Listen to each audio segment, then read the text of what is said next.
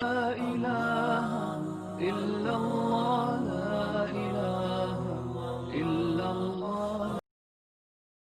School میں دین کی تعلیم نہیں، کالج میں دین کی تعلیم نہیں، مساجد کے اندر جو ہے وہ دین کی تعلیم نہیں ہے، فرقہ واریت کی تقریریں ہیں.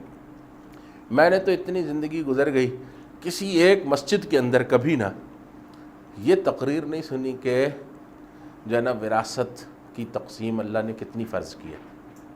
میں حسرت ہی رہ گئی کہ کسی مسجد میں جمعہ پڑھنے جاؤں تو مولوی صاحب بیان کر رہے ہوں کہ وراثت جو ہے وہ اللہ نے فریضہ بھی بنایا ہے، اس کا وہ اللہ نے وصیت کے طور پر بھی فرض کیا ہے.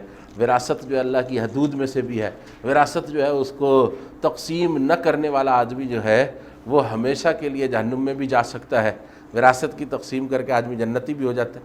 ساری چیزیں قرآن پاک نے ایک رکوع میں اتنی دفعہ تکرار کی ہے نا، اس کے فرض ہونے اور اس کے وصیت ہونے، اور اس کسی کو مولوی صاحب کو فارغ ہی نہیں، کوئی ضرورت ہی نہیں محسوس کرتا ہے. طلاق کے مسائل میں نے نہیں سنے کبھی، حالانکہ سب سے بڑی ضرورت یہ ہے کہ اس معاشرے کے اندر جہاں پر کہ لوگوں کے دن بدن مزاج گھٹیا سے گھٹیا ہوتے جا رہے ہیں اور لوگ ذرا سی بات کے اوپر آپے سے باہر ہو جاتے ہیں، وہاں لوگوں کو یہ بتانا کتنا ضروری ہے کہ بھائی بات یہ ہے کہ آپ ایک وقت میں ایک سے زیادہ طلاق ہرگز نہ دیں. صحابہ کی سنت کے خلاف ہے، نبی علیہ الصلوۃ والسلام کی تعلیم کے خلاف ہے، قرآن پاک کی تعلیم کے خلاف ہے. قرآن نہیں یہ چاہتا کہ انسان ایک وقت میں 3 طلاقیں دے کے جو نا، آپ کو اگر آپ کی بندوق میں 3 فائر بھر دی ہیں تو آپ نے تینوں اکٹھے ہی چلانے ہیں. او بھائی صبر کرو. انسان اگر اتنا یعنی گھٹیا نہ ہو جائے نا، آپے سے باہر نہ ہو جائے، تو وہ اس کے گھر تباہ نہ ہو، بربادیاں نہ ہو لگے، لیکن یہ آپے سے باہر ہو جاتے ہیں. اچھا پھر یہ ہے کہ عدت کے اندر رجوع کرنا، اور عدت گزر جانے کے بعد عورت بھی آزاد مرد بھی آزاد، دونوں ایک دوسرے سے دوبارہ نکاح کر سکتے ہیں. اور اگر یہ ایک طلاق کے بعد یا 2 طلاقوں کے بعد ہے، تیسری طلاق کے بعد یہ گنجائش نہیں رہتی، نہ عدت میں مرد واپس لا سکتا ہے، نہ اس کے بعد وہ فارغ کر سکتا ہے، اپنا دوبارہ نکاح کر سکتا ہے عدت گزرنے کے بعد. لیکن پہلی عدت کے بعد بھی جب عدت گزر جاتی ہے نا، تو پہلی طلاق کے بعد بھی طلاق میچیور ہو جاتی ہے، اس کو دوسری اور تیسری طلاق کی ضرورت نہیں ہوتی.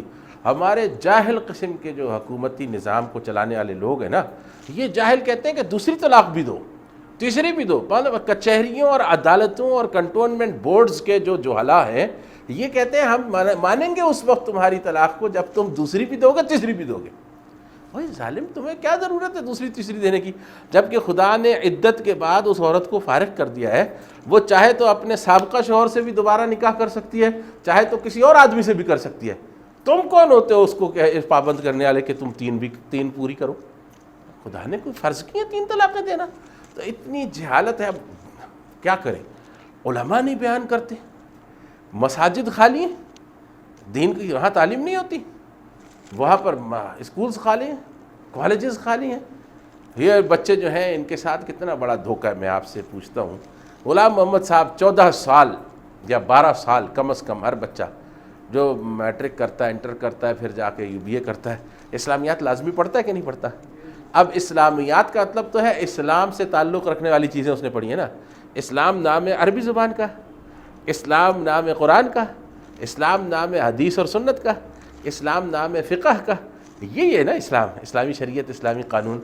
اب اگر آپ ایک شخص سے جو کہ 14 سال تک پڑھتا BA پاس کر گیا ہے، BSc پاس کر گیا ہے، اسلامیات ہر سال اس نے پڑھی ہے، اس سے کہیں یار یہ میں قرآن شریف کھول رہا ہوں، سورہ انعام آ گئی ہے، ذرا یہ مجھے بتاؤ کہ یہ اللہ رب العزت نے فرمایا کہ وَكَذَلِكَ نُرِي إِبْرَاهِيمَ مَلَكُوتَ السَّمَاوَاتِ وَالْأَرْضِ، یا چلو یہ آ گئی، یہ سورہ اعراف آ گئی، أَلَا لَهُ الْخَلْقُ وَالْأَمْرُ فَتَبَارَكَ اللَّهُ رب العالمین آ گئی. یا چلو یہ نکلا سورہ یوسف آ گئی ہے، اس کے اندر یہ آیت ہے، اس کا ترجمہ کر کے بتاؤ.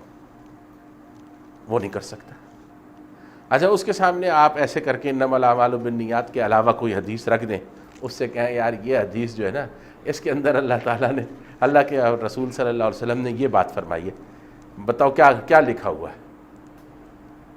اب اللہ کے حبیب صلی اللہ علیہ وسلم کا قول ہے تمہاری نظروں سے نہیں گزرا، لیکن عربی نہیں جانتے، تم نہیں بیان کر سکتے. اچھا ایک آدمی روز نماز پڑھتا ہے، 5 وقت کا نمازی ہے بیچارہ، BA تک نماز میں، اس سے پوچھیں کہ بھائی یہ بتاؤ کہ 4 رکعت نماز کی نیت ایک آدمی نے کی، اگر وہ چوتھی رکعت میں بیٹھ کر کھڑا ہو تو نماز پڑھنے کا مسئلہ کیا ہے، اور اگر وہ بغیر بیٹھے کھڑا ہو جائے تو نماز پڑھنے کا مسئلہ کیا ہے، کیسے بیٹھے گا، نہیں بیٹھے گا، کیا کرے گا، کیا نہیں کرے گا، یہ نہیں بتا سکتا۔ روز پڑھتا ہے نا نماز، لیکن نماز کا یہ مسئلہ نہیں بتا سکتا۔ کیوں نہیں بتا سکتا؟ اس لیے کہ دین نہیں اس کو سکھایا جا رہا، اس کو ایک ڈرامے میں ڈال دیا گیا ہے کہ آپ کو اسلامیات پڑھا رہے ہیں۔ آپ کے ابا کو بھی ہم نے اسلامیات پڑھائی تھی، ہم پچھلی 6-7 نسلوں سے جو ہے نا انگریزوں نے جو اسلامیات لکھ کر دی ہے کہ سچ بولنا اچھی بات ہے، عہد پورا کرنا اچھی بات ہے، اور امانت جو ہے نا امانت داری اچھی چیز ہے، اور حکمرانوں کے اوپر تنقید نہیں کرتے، اور یہ نہیں کرتے اور وہ نہیں کرتے، بس بہت اچھی اچھی اسلامیات ہے نا، تو دین نہیں پڑھاتے۔ بات جو ہے وہ یہ کہ کس کس چیز کو روئیں کیا۔ بہرحال بات واپس لوٹتے ہیں کف۔ اب تیسرا مسئلہ ہے بڑا اہم۔ سبسکرائب کریں، شیئر کریں اور بیل آئیکن کو دبانا نہ